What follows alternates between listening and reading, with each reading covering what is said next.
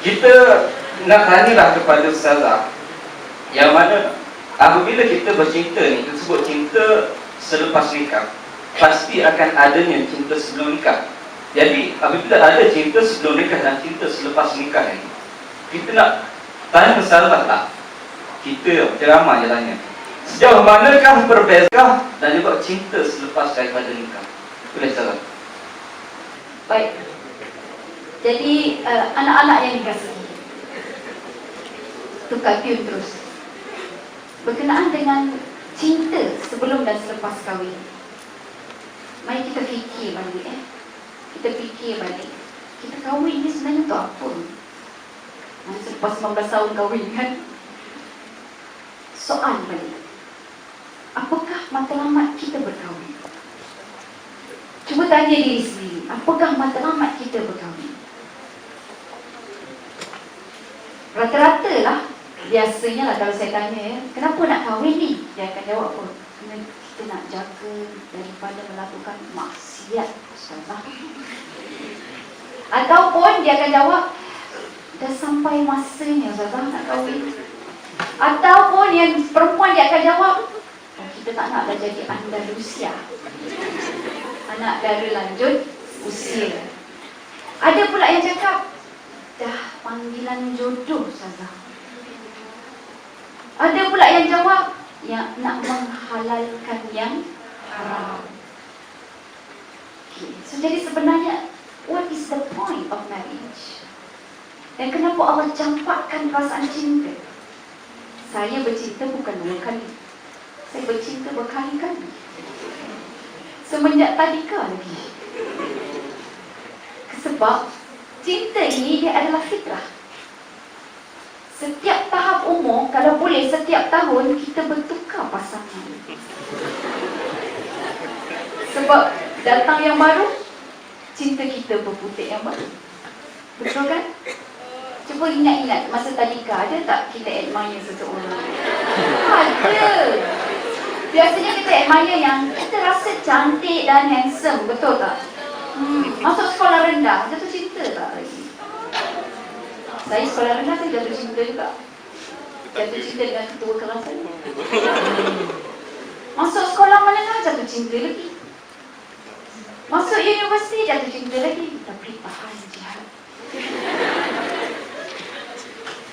Lepas tu kahwin dengan orang yang tak ada pun dalam list percintaan. Kelakar tak kelakar? Jadinya anak-anak yang dikasihi, sebenarnya, what is the meaning of love? Why do we need to have that love? And why is it we have to go for marriage? Kenapa nak kahwin? Rupa-rupanya Allah dah bagi jawapan. Sebab perkahwinan ni, dia satu-satunya institusi yang diwahyukan oleh Allah Subhanahu wa Ta'ala. Ada akad, ada nikah. Ada saksi dah pula tu. Kemudian ada mahar dah pula tu. Ini, undang-undang ni datang dari siapa? Masya Allah, Allah Subhanahu wa Ta'ala. Jadi institusi perkahwinan, nak kahwin ni, ini bukan datang daripada manusia. Dia datang daripada pencipta seluruh alam. Allah yang cipta dunia ini, Allah yang create that kind of institution. And Allah suruh kita berkahwin menurut syarat-syarat yang ditentukan oleh Allah Subhanahu wa Ta'ala.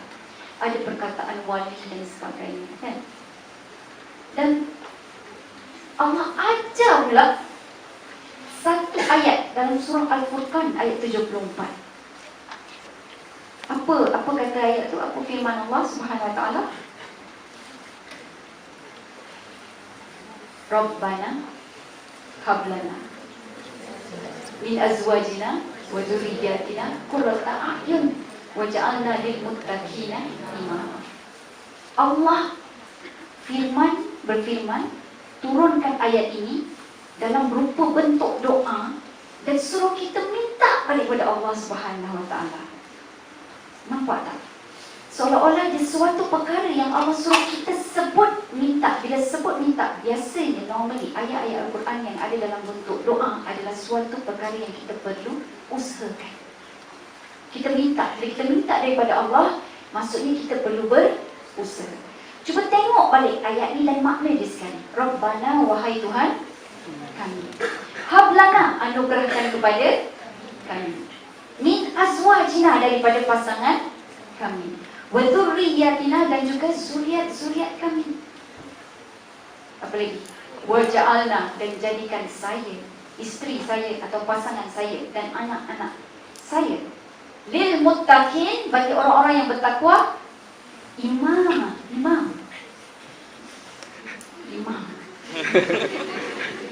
Imam ketua. Now, apa penting sangat takwa ni? Apa penting nak jadi ketua kepada orang yang muttaqin? Anak-anak yang dikasihi, Allah berfirman, inna akramakum indallahi atqakum. Sesungguhnya orang yang paling mulia, insan dan individu yang paling mulia di sisi Allah adalah orang yang paling tinggi nilai takwanya. Maksudnya, institusi perkahwinan ini adalah salah satu institusi yang mampu dan bertanggungjawab melahirkan insan-insan yang bertakwa. Okay, cuba tengok ayat ni. Kita minta supaya Allah kurniakan kita pasangan dan zuriat yang penyejuk mata, qurrata a'yun. What is the meaning of qurrata a'yun? Saya tanya dengan suami saya, bang, maksud penyejuk mata, saya lah kalau jadi sejuk mata pada abang kan, apa maksud dia? Apa cik abang saya jawab? Yang mendengar kata saya. Saya balik kampung, saya tanya dengan ayah saya, ayah, rasanya ya penyejuk mata ni, anak-anak penyejuk mata, ayah punya maksud apa? Apa yang ayah faham, atau what is your need or wish? Apa harapan ayah? So dia kata apa? Yang boleh pijit kaki ayah tanpa disuruh. Saya pergi ke dapur, kacau mak saya kan, kacau, tanya ibu, agak-agaknya lah anak-anak ke pasangan ke, yang pasangan ibu dan sendiri ayah kan, nak jadi sejuk mata ibu ni kan, dia mesti macam mana ciri-ciri dia. Apa dia jawab? Abruptly, without a second thought, dia kata apa? Yang pandai masak lah. Rupa-rupanya maksud penyejuk mata ini lain. Orang kalau tanya 1000 orang, ada 1000 jawapan. Tapi adakah itu yang dimaksudkan? No. Sebab ayat yang pertama qurrata a'yun, dia bergantung pada yang kedua, wa ja'alna lil muttaqina imama. Ciri-ciri yang penyejuk mata adalah ciri-ciri bertakwa. Kerana apa? Kerana kemudiannya nanti dia akan menjadi pemimpin kepada orang-orang yang bertakwa. So pemimpin orang yang bertakwa adalah become the best among the best. Antara orang yang muttaqin, yang akramakum, yang akrama indallahi atqakum kan? Inna akramakum indallahi atqakum. Yang paling mulia di sisi Allah adalah yang bertakwa. Tapi bukan setakat dia bertakwa, dia menjadi leader pula orang yang bertakwa. Untuk bertakwa, kita berkahwin ni, kita nak pasangan kita dan diri kita bekerjasama untuk membantu, saling membantu, melengkapi, menjadi insan yang bertakwa. That should be your intention and mission. Kenapa lepas kahwin? Kenapa nak ada anak? Dah ada jawapan dah? Dah ada jawapan belum? Balik semula ke situ. Kenapa nak ada anak? Sebab kita nak bentuk anak-anak itu sebagai insan yang bertakwa. Kenapa nak sangat takwa itu? Sebab orang yang bertakwa saja yang boleh menjalankan amanah Allah sebagai khalifah fil ardh. And that is your mission, and that is my mission. Misi kita duduk atas muka bumi ni, yang sekejap je misi ni, dia ada tempoh tamat. Kita kena selesaikan sebelum tempoh itu datang. And that is to be the Khalifah of Allah. And what is the meaning of Khalifah? Ibnu Taymiyah sebut dalam Muqaddimah halaman 91 atau 94. Dia menyatakan Khalifah maknahu iqamatuddin wa siyasatu dunyawiyah. Menegakkan agama dan mentadbir dunia ini dengan agama, iaitu Al-Quran dan hadis. Anak-anak yang dikasihi, memanglah cinta itu buta. Kadang-kadang kita terlupa bahawa sebenarnya kita berkahwin ini untuk menyempurnakan takwa dan sebagainya. Tapi percayalah, Ada dua benda yang membuatkan anda akan bahagia. Nombor satu, okey, ini tambahan ya. Yang nombor satu tadi niat. Ini tambahan, dua lagi tambahan. Tadi pertama, niat kita berkahwin untuk menjadi insan yang bertakwa. Jadi kalau ada anak nanti, jadikan anak yang bertakwa. Sebab mereka penyambung generasi khalifah. Dan mereka semua adalah milik Allah Subhanahu wa Ta'ala. Yang kedua, nak dapat pasangan yang baik. Nombor satu, you have to improve yourself. Perbaiki diri sendiri. Sebab itu janji Allah Subhanahu wa Ta'ala, Allah akan sediakan pasangan yang baik buat kita sama level dengan diri kita. Dan yang kedua, berdoalah. Berdoalah. Siapa yang di sini berdoa untuk dapat pasangan yang baik? Angkat tangan. Sikitnya. Siapa yang angkat tangan ni berdoa, insya-Allah akan dapat pasangan yang baik. Sebab doa silahul mukmin. Doa itu adalah senjata orang yang beriman. Gunakan senjata anda. Di saat sekarang ini kita sedang mendengar celoteh, ceramah daripada kami, nanti soalan-soalan dan sebagainya. Kejapkan dalam hati, sematkan dalam hati, doa minta supaya pasangan kita adalah pasangan yang baik. Okey, nak minta pasangan yang baik, boleh saya tanya. You all sekarang ni siapa yang bersedia untuk mengaku? Di kalangan kita, iman kita, sifat baik kita ada lebih kurang 50%, 50% hingga 80%. Agak tenang. Saya baik, Ustazah. 50 hingga ke 80% saya bagi markah pada diri saya. Siapa? Tak ada. Siapa yang berani bagi markah diri sendiri 50% dan ke bawah? Angkat tangan. 50% ke bawah. Pasti. Kita tak pernah bagi markah. Tak pernah audit lagi. Tak boleh nak audit You have to audit. 50% ke bawah, siapa? Tak berani? Ada. 50% ada? Angkat tangan sekali lagi. 1, 2, 3. Saya nak tengok. Tak ramai. Habis tu you all berapa beratus? Okeylah, kalau misal kata lah you all tak tahu kebaikan how much ataupun berapa persen. Fair ataupun tak fair, adil atau tak adil. Kita ni tak tahu kita percentage berapa. 50% pun kita tak berani nak bagi markah. 50% ke bawah pun tak berani bagi markah. Tapi nak pasangan yang baik. Shame on us. Kan? So adil ke tak adil? Kalau tak adil maksudnya zalim. Bukan? So that is the thing that you have to think this. Sebab itu untuk mendapatkan pasangan yang baik, you have to improve yourself. Jangan pandang belakang. Jangan pandang kiri, jangan pandang kanan. Pandang depan, just improve yourself. Dan pandang depan, jangan sibuk nak cari pasangan. Sebab Allah akan sediakan. The moment you improve yourself, Allah juga improve your partner to be. Believe me. Believe me. And sometimes, it just need your work lah. Okay. Saya berdoa minta pasangan yang baik ini daripada saya tingkatan 3 lagi. Betapa tergediknya. Tapi tergedik yang Islamik ni.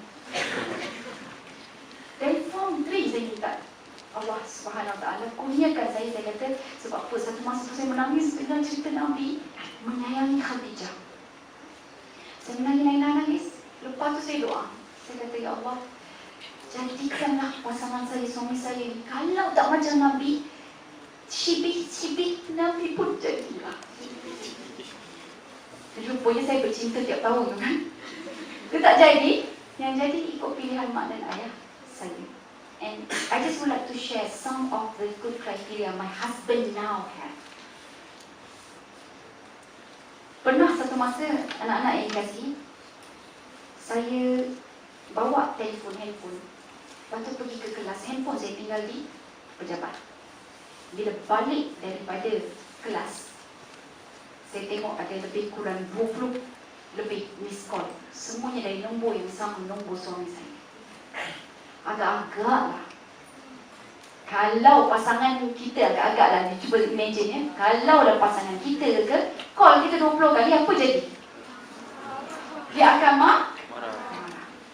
Saya kata, okey, sedih aja lah. Tiba-tiba tuk. Kawan sebilik saya pun buka. Oh, Abang Din. Abang Din tu suami saya lah. Dah sampai depan office. Jadi masa tu di Shah Alam saya berteriak. Jadi kemudiannya saya pun keluar. Saya kata, Allah sorry sangat saya nak angkat tangan saya tertinggal tadi. Agaknya boleh tak dia? Dia boleh je cakap, kalau saya jadi dia, saya akan jawab begitu. Apa nama benda ni? Kita akan namakan apa? Handphone. So meaning that handphone. Handy phone. It is handy dandy. Bawa. Ataupun mobile phone. Bawa bergerak. Itu yang akan saya cakap. Tapi apa? Suami saya cakap, saya risau sangat. Awak tak jawab telefon ni, awak ada buat apa? Jom pergi lunch. Ambil skrip That is number one. Number two, suami saya dia selepas berkahwin. Yang tadi tu boleh lepas kahwin juga. Saya ada 6 orang anak. Setiap kali lepas saya melahirkan, saya akan berada dalam tempoh. Waktu malam, kalau anak-anak nangis, anak saya kencing malam ke apa ke, bangun nak minum susu ke, dia ni sebab suami saya dia jenis yang saya kejutkan, bang, saya pegang aja, dia akan bangun walaupun mata belum buka. Takut. Mula-mula takutlah lepas karaoke. Dan suami saya akan terjaga, dan dia tak bagi saya bangun tukar lamping ke apa ke, kata let me do the work. Dan dia akan ambil anak tu, nak susu dengan saya, letak betul-betul di libu saya. I feel like queen. And sometimes I control. I become queen control. Dan dia mandikan anak. Dia salin lampin anak, dia mandikan anak, Masya Allah. Anak-anak yang dikasih, saya cerita pasal suami saya ini, saya kongsikan cerita-cerita itu bukan bermakna saya nak kongsi suami saya. Okey, sedikit pengajaran dan pengalaman. So that is actually the result of improving yourself. Saya cakap dengan suami saya kata, bang, apa ni baik sangat lah bang. You know what is the answer? What is the answer? Kata, I don't know. Kenapa dah saya baik sangat kan? Tak tahu lah. Cakap tu kan? Tak, dia cakap apa? This is his answer ya. Sebab awak baik. Wah, baiknya. Sebab awak. Nak dapat macam tu tak? Doa lagi sekarang. Jangan ambil yang saya punya.